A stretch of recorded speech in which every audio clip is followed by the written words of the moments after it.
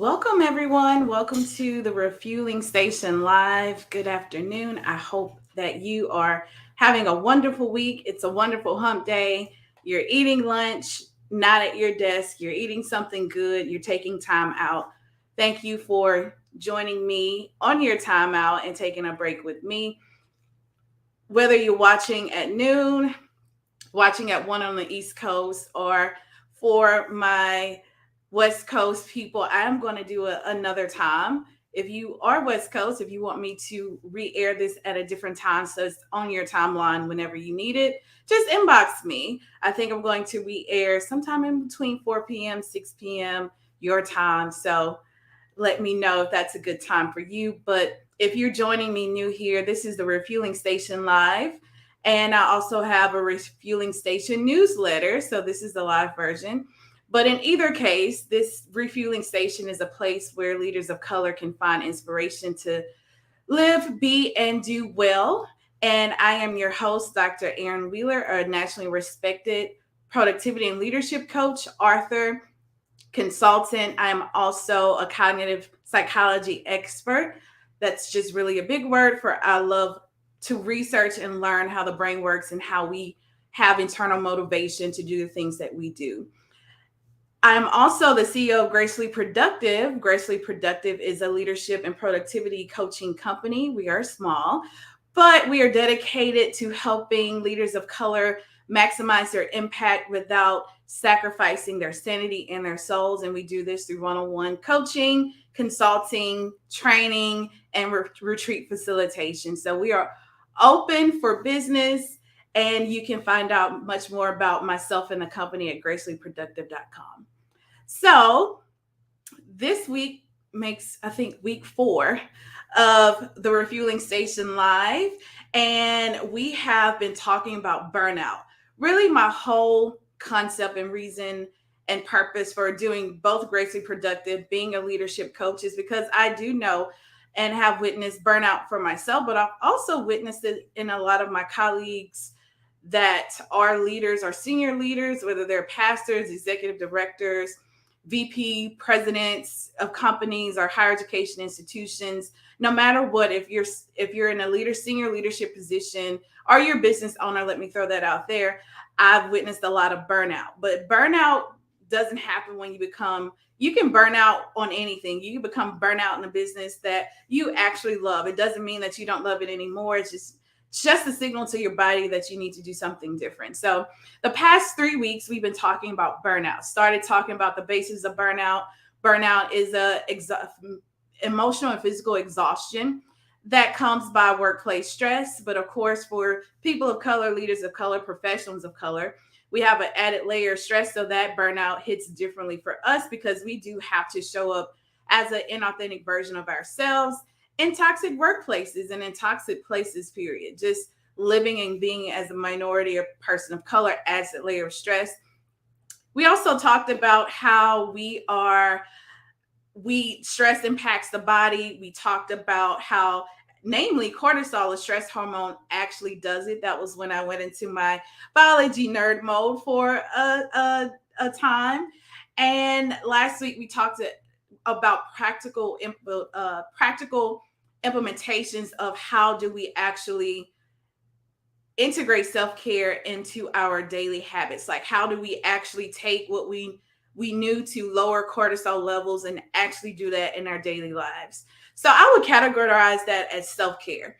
But today's topic, I am talking about soul care versus self-care, and why we need both, and probably helping you become aware that you probably have been doing things that was more self-care, right? So self-care is good, but I've been hearing this one thing for years, but it just clicked mainly because I've been studying a lot about burnout, right? And so you know how you hear things, and you hear it, and it doesn't click until you are actually doing it, doing the work. So I've been thinking a lot about soul care. So this is actually one of my first newsletters that I put out, and I really enjoyed doing it. It had a lot of feedback, so I thought I may bring this to the Refueling Station Live, right?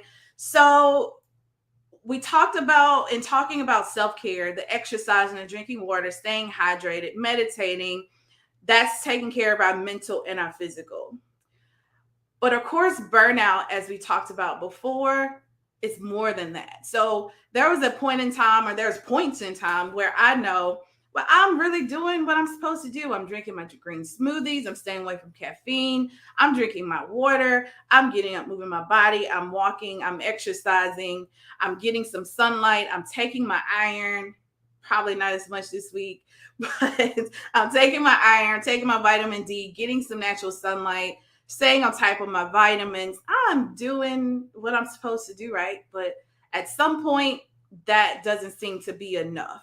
And if you find yourself at this point where you're just totally uninspired, you're not physically tired, you have the inner mental energy to do things. So I was doing that, but I was, checking things off, kind of like robotically. All right, what do I have to do today? Okay, it's reconciliation day.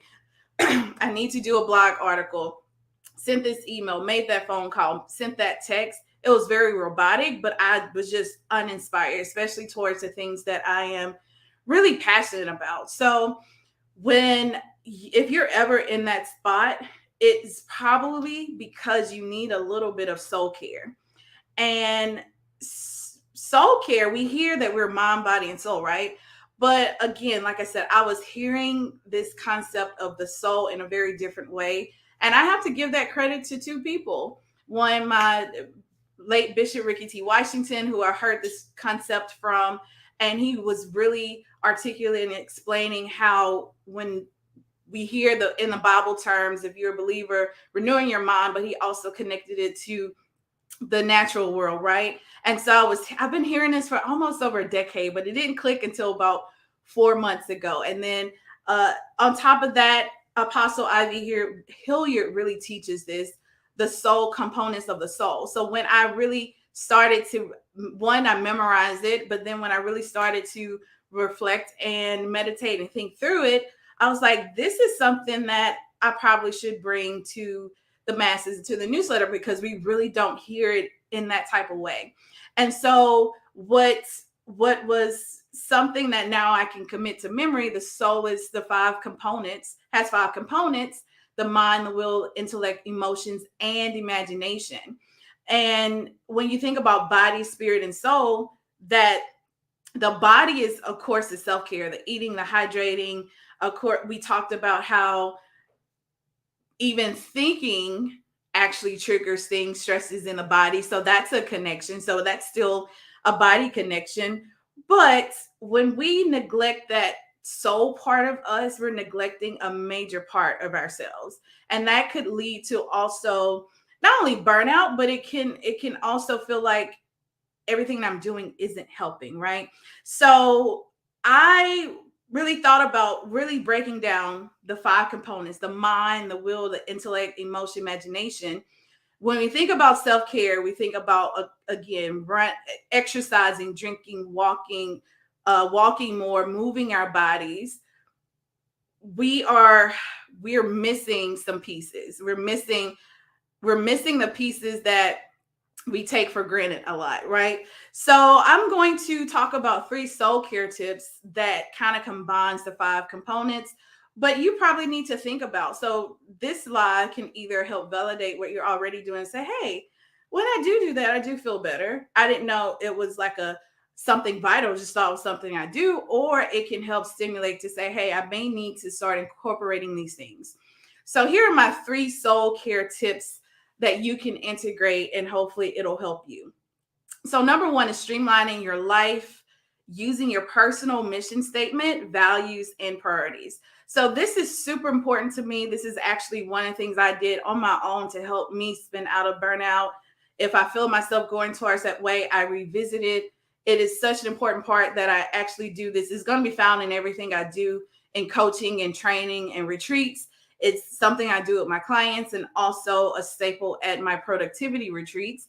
And if you're coming to the Wisewell Leadership Summit, it will be there as well. That's how important I feel like this is. We can write, and this is the epitome that I had for myself. So I can strategically plan for just about anything. I can write out a business plan. I can strategically plan for departments and orgs. And it's something that I've done as a leader in many organizations. I can write out a goal, an objective, an outcome, back and forth, value statements, mission statements, purpose. Like I can do this back and forth. But when I stop and say, why don't you have this for yourself? Why is your life so chaotic that when you go to work, everything is in place? You have a strategic and living plan. You know when they know when things are happening, when goals are met. There's key performance indicators. It's all these things, but your life is a wreck. And when I realized that, I actually started to write my own personal mission statement. I did the research of how it should be crafted, what's in it, things like that. And so I refine it year to year, but really is basically saying my purpose or my mission in life is to help people live the life that God wants them to live. So that means, of course, if you know me in education, that's me helping STEM students get to the high paying jobs that they really want to do. That's any college student, helping them get through the difficult college things. So once I put that together and I say, okay, what are my values? I value transparency, innovation, empathy. My priorities are God, family, and my financial stability. So once I say, okay, these are the three things, these are my priorities, I begin to look at the things that are taking away my energy and the things that I really don't want to do, but I don't know why I'm doing them. I begin to just politely take a step back and say no. And so when I work with my clients, 9 times out of 10, the burnout, of course, work is one, but it's also burning out of things that we have no business doing. And that's what I call the ripping and running. We have no idea what that means. We don't know where it came from, but we know what it is when we hear it. We're ripping and running. We're going from this party to that party. We got to take this gift and buy this gift. We got to go and be with this person and celebrate this and do this and go over here and get groceries. And it's the ripping and running. And then you're tired. You look around and none of the time that you spent has been on anything that you want. So if you streamline your life according to your mission, so now when I do anything in an org, I'm going to look for opportunities to volunteer that's connected to my mission. I'm going to look for leadership positions that's connected to my mission. So that's how you streamline your life. It's not about stopping everything. It's about everything being aligned. So if you're putting your energy towards something in a direction where you want to go, all of that points towards the same way. So streamlining your life, you can really this is something you can do in a journal or on a simple piece of paper. What do you want to do and why do you want to do it? What brings you joy? When you look at all the things that you're doing that you like to do, you love to do, you're interested in, what's the common thread? That's your mission statement. What do you want to do in life? And my mission in education may look slightly different, but it's the same thing. My mission in church may look like something else, but it's the same thing. My mission in my family may look like something different to my friends, but I'm still doing the same thing. My side hustles all line up to this, right? And so you're able to trim away the fat, lighten the load, and you're able to say no. I can say no. I'm usually the nice person, but now I'm confident with saying no. This doesn't line up to what I need to do. It's taking me away from the things that are most important for me in life. And this has actually helped me to get more rest because my time isn't just filled checking off a laundry list of to-do things that I have nothing to do with, right? So this may sound like the same thing, but it's slightly different. Declutter the things, nouns, people, places, and things that don't serve you. So sometimes we have to take inventory of the people around us. It could be blood family, it could be friends, it could be coworkers, it could be jobs. I had colleagues who say, when asked, why did you decide to step down? It was a response of, I realized that it was the thing that was causing me the most stress. And I took an inventory of my life and I realized it had to go. Now, did she just quit? No, she made plans to do something else. But that point was a hard time for her to realize it didn't serve me. Some people don't serve you. If they're constantly bringing drama and toxicity in your life, um, you have to love them from afar. So what does this look like in real life? This means silencing the phone if they're calling. This means giving them a time limit. Hey, I only got 10 minutes to talk. What's up? This means scheduling time to talk to them when you have the energy so you can be proactive and not have them intruding your day when it's not a good time. This means saying no to going to some places. If it's for me, especially in the pandemic, I feel a little bit anxious around crowds and different people.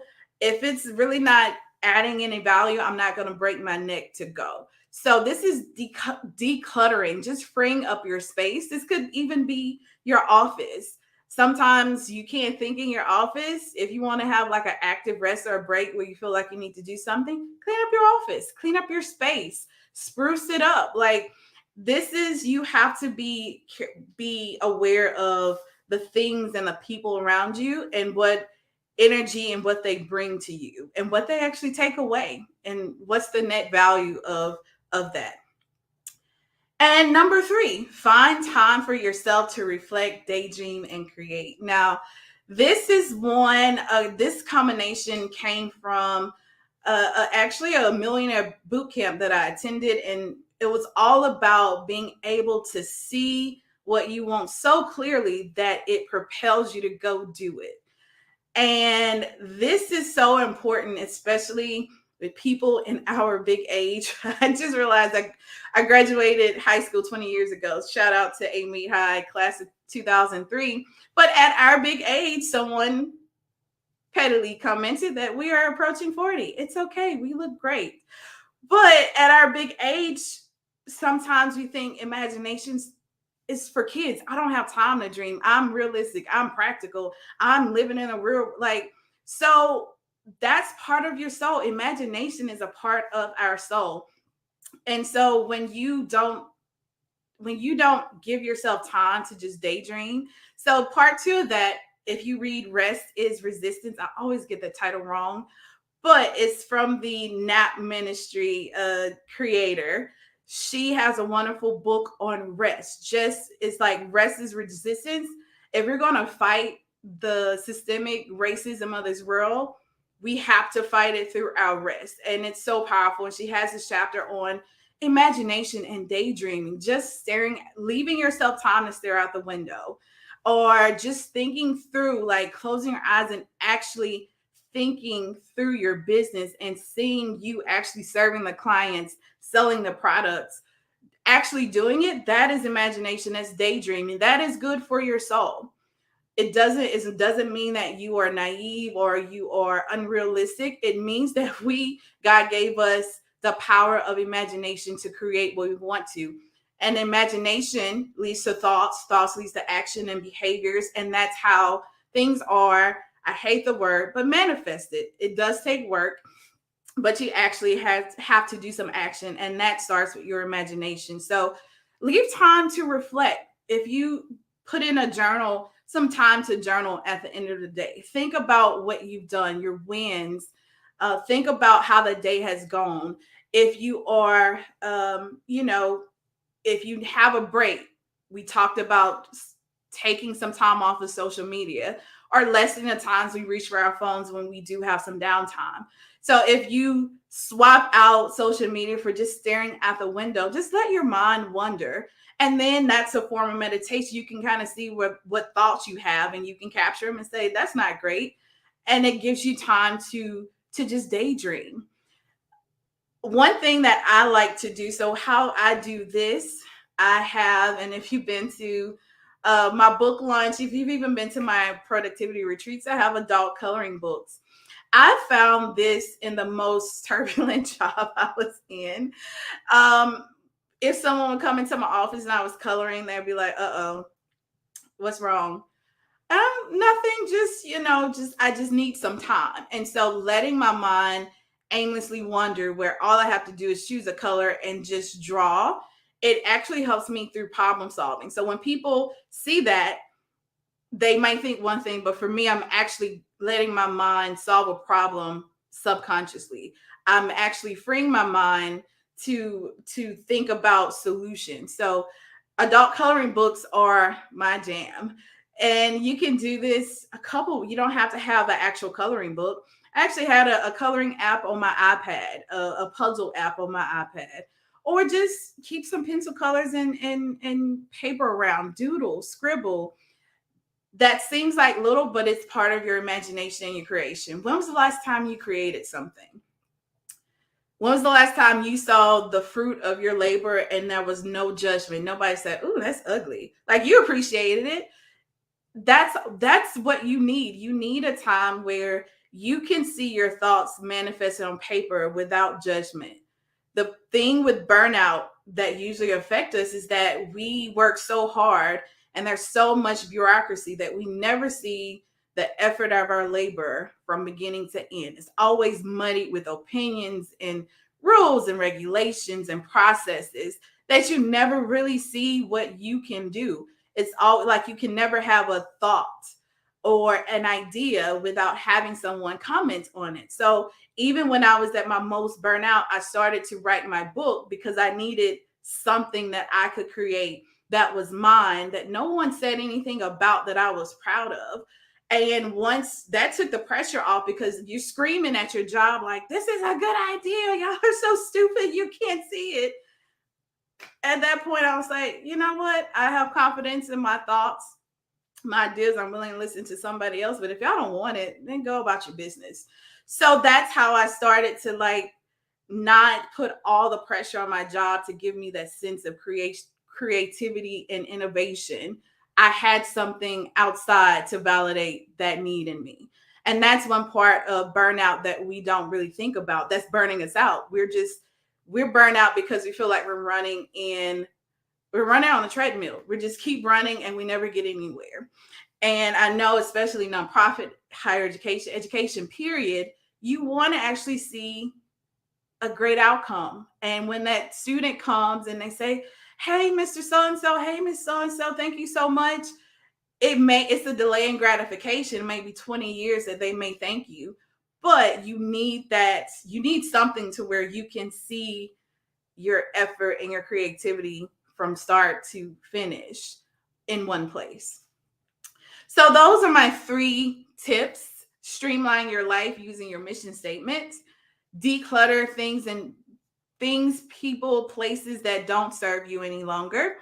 And find time for yourself to reflect, daydream, and create. Be a kid, be a big kid.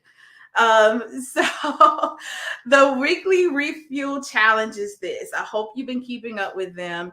Create something this week. If you got kids, borrow their colors. They are a little protective of their colors. They will break up all of yours, but protect it. But I need you to create something this week. Doodle, draw, like post it, keep it in your office. Outline the book that you said you wanted to write. Outline the new business that you want to do. Think through a new revenue stream that you want to offer for your company. Buy and color a coloring book. You can even print out coloring pages and color. Um, I don't know if it's still there, but I recently brought from Five Below. It's not a sponsorship. I hope they do, but it's an etching pad where it's all covered in black, and you just have this wooden stencil that you chip off, and it reveals a picture. And that's something mindless that I do.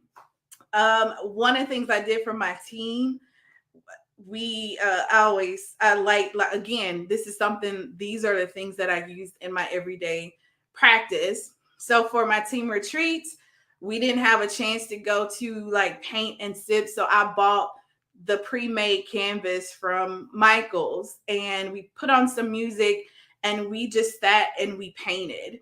I haven't finished mine because I actually brought a Picasso who I don't know who I thought it was. We're gonna finish it. I'm gonna finish it before the summer. But that's something that I am actually challenging myself. Hey, Aaron, cut off the TV, open up the windows, sit and paint for 15 minutes just to calm your mind, just as another outlet to get you away from the screen. So These are 3 soul care tips that I hope you'll do. Again, the weekly refuel challenge. By this time next week, I want you even snap a picture, send it to me, tag me on Facebook and say, look what I did. We still need that childlike thing. We still need our moms and our dads to put our art on the refrigerator, no matter how ugly it is. Sorry, no self-judgment. All art is beautiful. No matter what, we still need that. That is not a child, this not anything childish. It's our humanity. It's part of us. So one more thing before I go. We're going to be doing some of this at the Wise Well Leader Summit, August 17th through the 20th. I still have some spots available. We're going to be doing a little bit of soul care and self-care. I told you it's going to be very dynamic and include everything we need to recharge. As leaders, it's hard to carve away time to do this on our own. It takes extreme discipline and accountability to say, hey, I'm going to go away and have a self-care and soul care weekend. I know it's hard, but I'm planning this for you so you can put it on your calendar. You can tell your boss this is for work. It really is. You're going to come back a better, nicer, more refreshed person with great ideas to lead your team. So this is a perfect professional development opportunity, but it does not feel like a leadership conference. It's something else. So I encourage you to go to gracefullyproductive.com/summit to read all about it. I'm actually going to put it on the screen because I forgot to show that to you. So here's the information. It's August 17th through the 20th. It's luxury. It's 5-star. It's good food. It's all the things you need. It's self-care, soul care, leadership, personal development, leadership development. It's for business owners. It's for higher ed, senior leadership. It's for pastors, ministers who need a break. It's for executive directors who need a break. It's for everybody who need emerging leaders, so you can start on a good path and not make some of the same leadership mistakes personally and professionally that we've made. So if you want a senior leadership position, whether it's a VP or presidency or director, any other leadership, this is a time for you to learn and start your leadership path off on a good foot. So hope you will go and visit that. I've planned for every excuse you have. I don't have enough professional development money.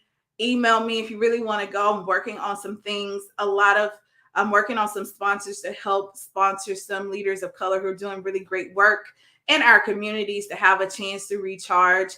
There's a payment plan that's available to you. We have options. If you say, hey, I don't know if my job will go for this, I have an informational booklet that actually spells out why this summit will actually align to the competencies that probably go with your professional evaluation every year. So I made sure you didn't have an excuse.